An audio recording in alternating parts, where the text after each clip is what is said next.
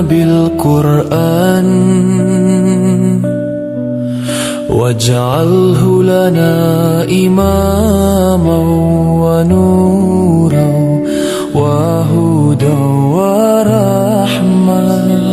الرحمن الرحيم. السلام عليكم ورحمة الله وبركاته.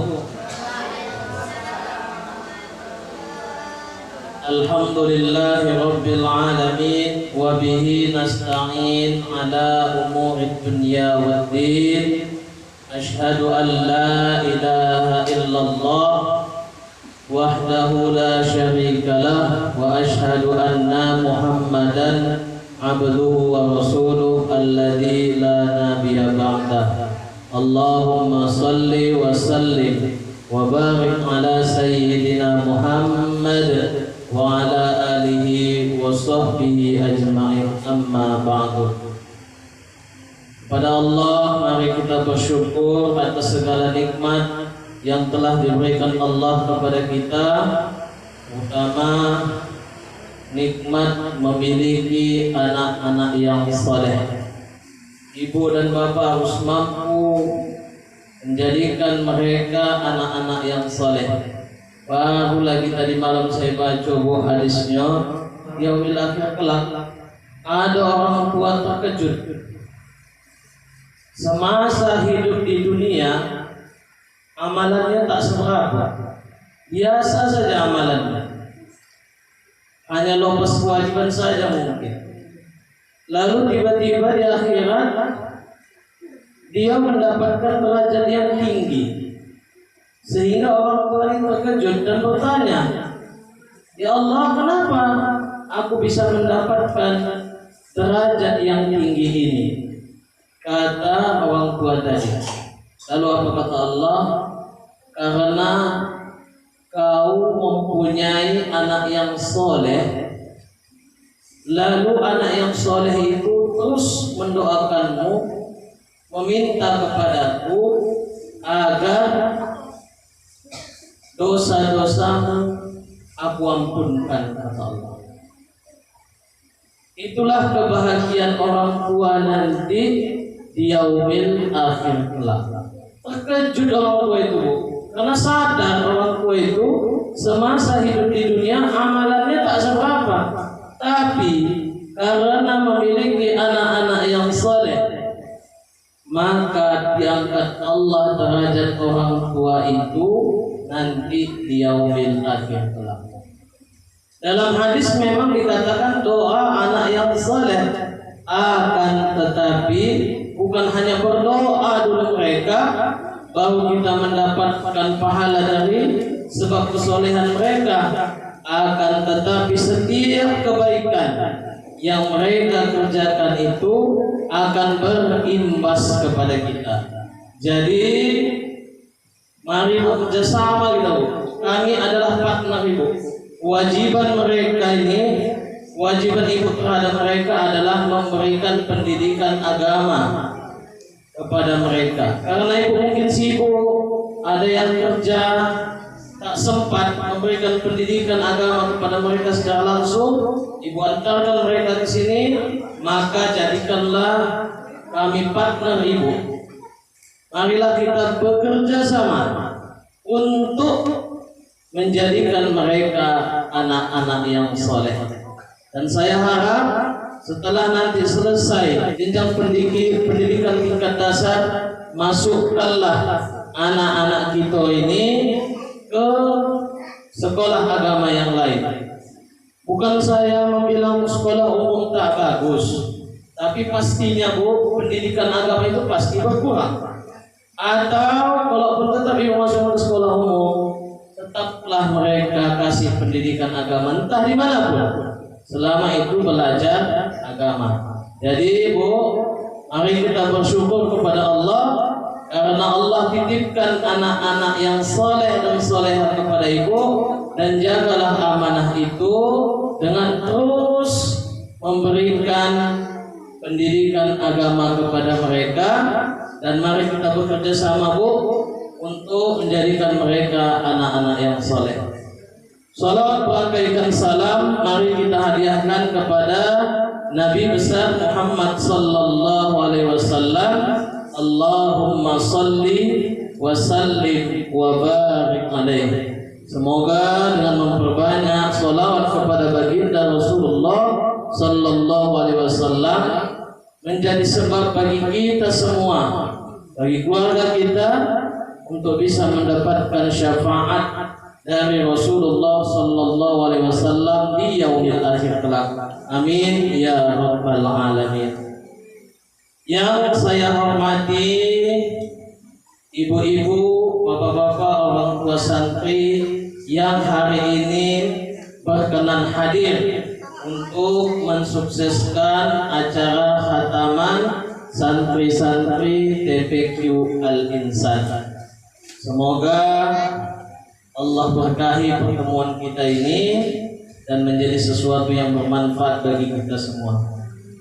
Yang saya hormati yaitu rekan-rekan saya mengajar di TPQ Al-Insan. Saya ucapkan terima kasih banyak karena telah membantu kami untuk mengajari anak-anak kita ini membaca dan menghafal ayat-ayat suci Al-Quran. Karena sesungguhnya tanpa ada mereka, Bu, kami ini tak akan mampu mengajari semua murid-murid ini. Kalau dulu ialah masih di Puri, murid pertamanya sekarang tinggal sisa Hidan. Itulah murid tertua sekarang di TPQ Al-Insan. Mulai dari ingusan lah saya bilang, sampai sekarang alhamdulillah dia masih bertahan. Yang lain udah pada berkeluaran karena udah ada yang masuk SMA, ada yang SMP, ada yang masuk pesantren. Jadi saat ini, Bu, saya bilang sama istri saya, itu nih kayak memulai lagi. Maksudnya memulai, Bu, yang paten-paten itu yang lama-lama udah pergi dia dengan kegiatannya masing-masing, yang SMA lah, yang pesantren lah. Jadi kami kayak memulai lagi dari nol, dari yang tak tahu apa-apa. Banyak yang tak tahu apa-apa sekali, Bu. Orang yang kecil-kecil, dari yang masih pro, begitulah dulu model si Sahidan, si Aisyah Alifa, si Aulia Agila yang sekarang udah kegiatannya sudah tahu lah Ibu udah SMA, ulang benang lamuan, tak sempat lagi orangku mengaji. Untunglah sekolah agama.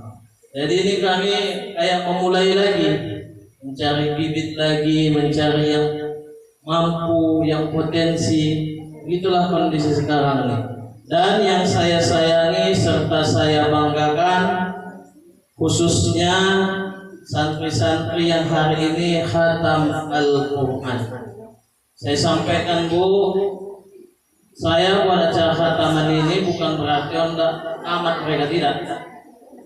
Ada niat-niat untuk menamatkan mereka. Kalau sekolah-sekolah lain kalau ada khataman Quran tamat itu.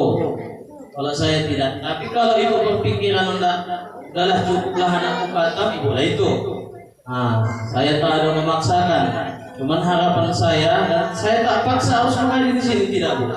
Saya tak paksa. Harapan saya, walaupun mereka hari ini sudah khatam Al-Quran, tetaplah mereka mengisi hari-hari mereka dengan Al-Quran. Tahu lah ibu zaman sekarang ini. Kalau di Padiang anak itu di luar sana tanpa ada kegiatan, entah apa tingkah orang itu. Dulu saya protes, lihat orang tua pagi sekolah, siang les, sore mengaji. Sempat saya protes, saya bilang sama saya, orang tua sekarang ini heran, tak ada kesempatan anak-anak yang udah konon. Tapi setelah saya punya anak, Bu, saya rasukan ya, Bu, eloknya anak tidak usah di rumah. Kenapa? Yang paling penyakit sekarang handphone ni lah. Hendak dimarahi anak awak, tak dimarahi suntuk menengoknya handphone saja.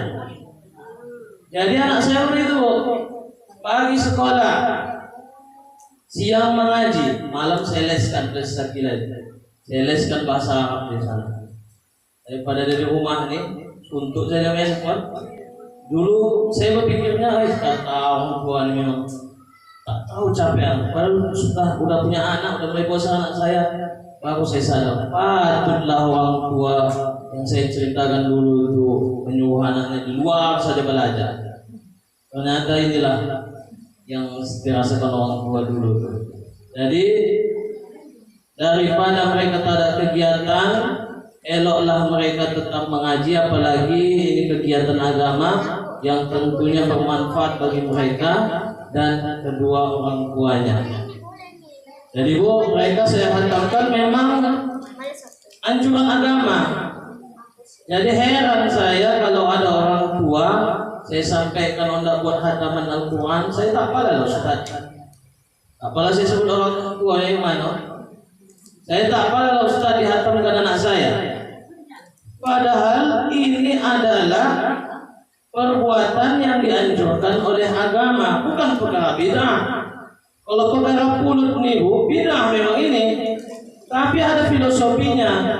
Mereka di sini belajar agama, belajar tajwid, diajari mana ikhfa, diajari mana izhar, diajari mana iqlab, ikhfa syafawi, izhar syafawi, idgham mimi. Jadi kenapa lah ada balik ini? Balik ini kan pulut dilengket. Jadi ada doa di balik pulut yang lengket ini. Ada doa yang berharap kita supaya pelajaran yang didapat orang tua di sini lengketlah di pikiran mereka nih. Itulah filosofinya. Jadi jangan dianggap sikit-sikit bid'ah, tak dikerjakan Rasulullah bid'ah, tempatnya neraka. Itu pemikiran yang salah. Saya harap itu nggak ribut. Saya harap. Karena kalau tak diluruskan pemahaman seperti ini, hilang nanti acara hataman begini. Tak ada lagi acara hataman begini. Dan saya rasa pun acara-acara begini ini udah mulai jarang dikerjakan orang. Padahal Umar bin Khattab mempelajari surah Al-Baqarah 12 tahun. Setelah 12 tahun, khatam dia mempelajarinya, dipotongnya lembu, syukuran dia, dipanggilnya saudara-saudaranya untuk makan bersama. Itu adalah perbuatan yang dianjurkan oleh agama. Masa kita ulang tahun kita buat, bahkan saat tunangan pun dibuat acara pestanya, tunangan lah. Kalau belum tentu dia berjodoh, dibuatnya acara pesta, ulang tahun pesta, sikit-sikit pesta, pakai layar tancap, lah giliran khataman Quran yang mana memang dianjurkan oleh agama. Mengapa kita harus berdebatkan? Seharusnya inilah yang kita syiarkan, nampak orang. Jadi seharusnya kegiatan ini harus dilestarikan. Kalau bisa pun Bu, nanti di rumah ibu panggil saudara-saudari, buat acara kayak menyonggot Bu. Usuh anak-anak ibu dibaca dari Ad-Duha sampai nanti balik lagi ke surah Al-Baqarah ayat 1-5. InsyaAllah ada rezeki saya Bu, untuk sisa kilan-kilan saya buat begitu. Saya panggil atau neneknya, om-omnya, tetangga kanan kiri, buat acara makan bersama. Suruh anak itu mengaji. Apalah salahnya? Berapa adalah habis duit kita untuk membuat acara seperti itu. Itulah kita mensyiarkan agama ini, membesarkan agama ini, dan menunjukkan rasa syukur kita kepada Allah. Ya Allah, terima kasih. Anakku ini udah bisa membaca Al-Quran walaupun masih besar-besaran. Toh masih banyak anak-anak yang udah bosan belum bisa membaca Al-Quran. Ada beberapa murid di sini Bu, di antara orang tuanya kena polling dia. Bisa-bisa lah anakku Ustaz membaca Al-Quran. Usianya bukan kocik Bu, udah masuk SMP. Ada yang menjelang SMP. Ingat saya dulu kocik-kocik kelas 2 SD belum pernah baca Al-Quran, malu aku. Diketawain kawan-kawan awak kalau dulu awak kelas 2 SD belum bisa membaca Al-Quran. Jangan tuntut anak yang sempurna Bu. Apalagi belum dewasa mereka, belum ada dosa sama mereka. Kalau mereka salah pun membaca Al-Quran ini, Allah maafkan, tak ada dosa sama mereka. Lalu macam mana Ustaz kalau dewasa? Cuma saya bilang Bu, jangan buat anak kita itu berhenti belajar membaca Al-Quran. selama dia masih belajar membaca Al-Quran, tak ada dosa sama dia. Kecuali udah diajari sengaja dia salah membaca Al-Quran itu, barulah ada dosa sama dia. Bahkan kalau disengajanya dilaknat Al-Quran itu gitu. Ya Bu ya. Jadi khataman hari ini bukan untuk menamatkan mereka, akan tetapi inilah wujud syukur kita kepada Allah Subhanahu wa taala, karena hari ini Allah titipkan ilmu, mereka bisa membaca Al-Quran. Kemudian apa manfaat dari mengkhatamkan Al-Quran ini? Yang pertama, malaikat memohonkan ampun kepada kita saat kita mengkhatamkan Al-Quran. Dalam hadis dibilang, ketika seorang hamba mengkhatamkan Al-Quran, maka di penghujung khatamnya sebanyak 60.000 malaikat akan memohonkan ampun untuknya.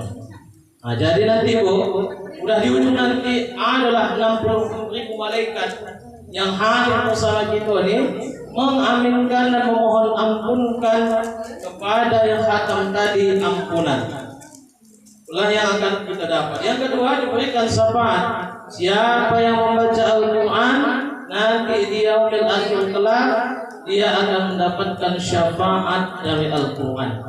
Yang ketiga, mendapatkan ketenangan, ampunan dan pujian dari Allah Subhanahu wa taala. Bagaimana yang disabdakan Rasulullah, tidaklah suatu kaum berkumpul di salah satu rumah-rumah Allah untuk melantunkan ayat-ayat suci Al-Quran dan mempelajarinya, melainkan akan turun kepada mereka ketenangan, akan dilingkupi pada diri mereka dengan rahmat, akan dilingkari oleh para malaikat, dan Allah pun akan menyebut atau memuji mereka di hadapan makhluk yang dekat dengannya. Yang terakhir, khataman Al-Quran ini amalan yang paling dicintai oleh Allah Subhanahu wa taala. Ada seseorang yang bertanya kepada Rasulullah, "Ya Rasulullah, apakah amalan yang paling dicintai oleh Allah Subhanahu wa taala?" Rasulullah sallallahu alaihi wasallam menjawab, "Al-hal wal muhtahal." Orang ini bertanya, apa itu al-hal wal muhtahal? Rasulullah bersabda, yaitu yang membaca Al-Quran dari awal hingga akhir, setiap kali selesai ia mengulanginya lagi dari awal. Jadi apa yang kita kerjakan ini dianjurkan oleh agama dan amalan yang paling dicintai oleh Allah Subhanahu wa taala. Maka dari itu jangan lagi ragu untuk mengerjakan amalan atau membuat acara syukuran khataman Al-Quran. Jadi saya mengkhatamkan mereka bukan karena mereka sudah lancar luncur membaca Al-Quran, akan tetapi kita hargai capeknya mereka setiap hari datang ke sini Bu, kecuali hari Minggu untuk membaca Al-Quran. Hari ini kita apresiasi perjuangan mereka karena telah selesai membaca Al-Quran mulai dari surah Al-Baqarah sampai surah An-Nas. Kita apresiasi itu Bu. Nanti pun pulang Ibu kalau jalan-jalan ke Indomaret Alfamart Alfamidi, kasihlah penghargaan sama mereka. Satu lagi Bu, kalau dapat orang ini 1 juz, 2 juz, 3 juz, kasihlah penghargaan sedikit Bu. Ini saya tanya, apa kasih orang kau sama kau udah dapat 1 juz? Ada sih. Alah, panas Ibu, jangan rasa panas ya Bu. Begitulah perjuangan kami di sini Bu. Panas. Anda buat AC, tahu lah Ibu, bukan murah. Jadi apresiasilah Bu perjuangan mereka itu di sini. Ini udah dapat bahkan sampai 5 juz dapat dia. Tak ada juga dapat dari rumahnya. Menemukan beasiswa juga lah. Perlu sampai ke orang itu ya kan. Kasihlah apresiasi mereka Bu. Setiap dapat 1 juz tak dibolehkan. Usah mahal-mahal, membosankan hati orang. Nah, kalau bisa pun dapat 1/2 juz saja, kasih apresiasi. Semangat ya Bu. Saya bingung nanti kalau sudah tak ada beasiswa tahfiz dari Pemko, apalagi penyemangat orang. Ngadu saja pun orang malas-malasan. Apalagi kalau tak ada penghargaan dari orang lain kepada mereka dan orang tuanya. Makanya yang mau bertahan yang sungguh-sungguhnya itu. Kalau yang tak ada kesungguhannya, datang duduk pulang gitu. Jadi Bu, pulang nanti dari sini ajak mereka makan miso kan SB. Makan bakso, entah ke Alfamidi. Kalau jajannya biasa ke Alfamidi cuma 15-20 ribu ya lah 50 ribu. Ya kan Apik? Jadi itulah yang dapat saya sampaikan Bu. Mudah-mudahan apa yang kita lakukan hari ini menjadi sesuatu yang bermanfaat bagi kita semua, dan semoga apa yang dibaca orang ini bisa mendatangkan syafaat dan menjadi kebanggaan bagi orang tua, bukan hanya di dunia ini tapi nanti di yaumil akhir kelak juga. Amin ya rabbal alamin. Kepada Allah saya mohon ampun, dan kepada ibu-ibu serta yang berhadir di rumah tempat mengaji ini saya mohon maafkan apabila ada kata-kata saya yang tak pantas. Akhirul kalam, wabillahi taufiq wal hidayah. Assalamualaikum warahmatullahi wabarakatuh.